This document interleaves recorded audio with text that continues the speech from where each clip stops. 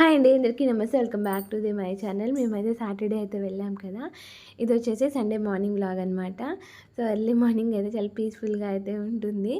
So అమ్మ ఏంటంటే tiffin prepare చేస్తుంది. నార్మల్గా ఏంటంటే ఎక్కువ దోశలు చేసేది, బట్ ఏంటంటే పూరీలు తినక చాలా రోజులు అవుతుంది. ఇక అందుకనేసి పూరీ చేయమంటే అమ్మ అయితే ఇంట్లో పూరీ చేస్తుంది. సో నేనైతే బయట అయితే ఇలా అయితే తిరుగుతున్నా అనమాట. సో పుల్లయ్య తాతయ్య వచ్చేసి బట్టలు అయితే ఉతికేసి అయితే వెళ్ళిపోయాడు. సో అమ్మ అయితే ఇక్కడ పూరీ అయితే ప్రిపేర్ చేస్తుంది. మళ్ళీ అమ్మ ఏంటంటే కింద కూర్చోవడం మళ్ళీ చేయడం ఇదంతా ఎందుకనేసి సో ఇక్కడ స్టవ్ దగ్గరే అయితే ఇక్కడే అయితే ప్రిపేర్ చేస్తుంది అనమాట. అలాగే పూరీ కర్రీ కూడా ప్రిపేర్ చేసేసింది. పూరీ ఉంటే ఏంటంటే పూరీ కర్రీ అయితే బాగుంటుంది, చాలా టేస్టీగా కూడా ఉంటుంది. ఇక అందుకనేది అయితే ఆల్రెడీ పూరీ కర్రీ అయితే ప్రిపేర్ చేసేసింది కూడా. ఇక వేడి వేడిగా అయితే పూరీలు చేస్తుంది. చూస్తుంటే ఏం తినాలనిపిస్తుంది. నార్మల్గా ఏంటంటే 9th మంత్ స్టార్ట్ అయిన కాంచి సరిగ్గా ఎందుకో నుంచోలేకపోవడం వల్ల 9th మంత్ కాదు, 9th మంత్ మొత్తం అమ్మాయి వస్తూ ఉండే. సో 8th మంత్ నుంచి 8th మంత్లో కూడా సరిగ్గా టిఫిన్స్ ఏం చేయలేదు నేను.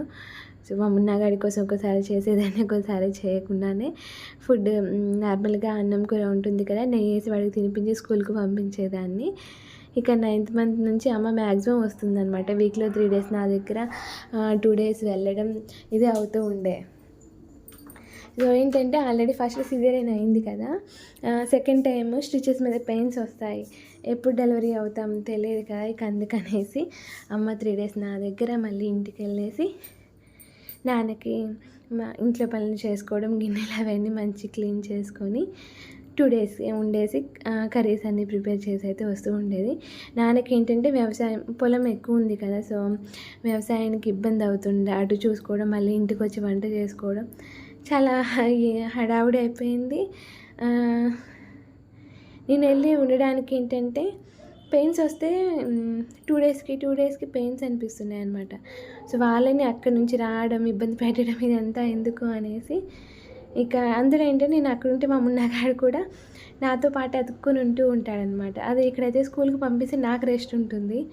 సో అమ్మ కొంచెం కష్టం అవుతుంది, మా నాన్నకు కూడా కష్టమే అయింది నాకు 9th మంత్ తగిలిన దగ్గర నుంచి.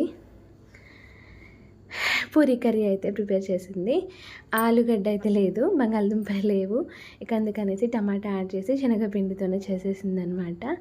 సో బాగుంది కర్రీ. ఇక మంచిగా అయితే 3-4 పూరీలు అయితే తిన్నా అనమాట. సో మా ఉన్నగాడు ఏంటంటే వాడు జావా ఏదో తాగాడు అనుకుంటా. సో నాతో పాటు తినమంటే సరిగ్గా తినలేదు.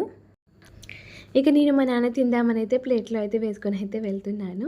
సో వేడిగా అయితే తినేసాను అనమాట. సో ఈరోజు వీడియో వచ్చేసి ఇది.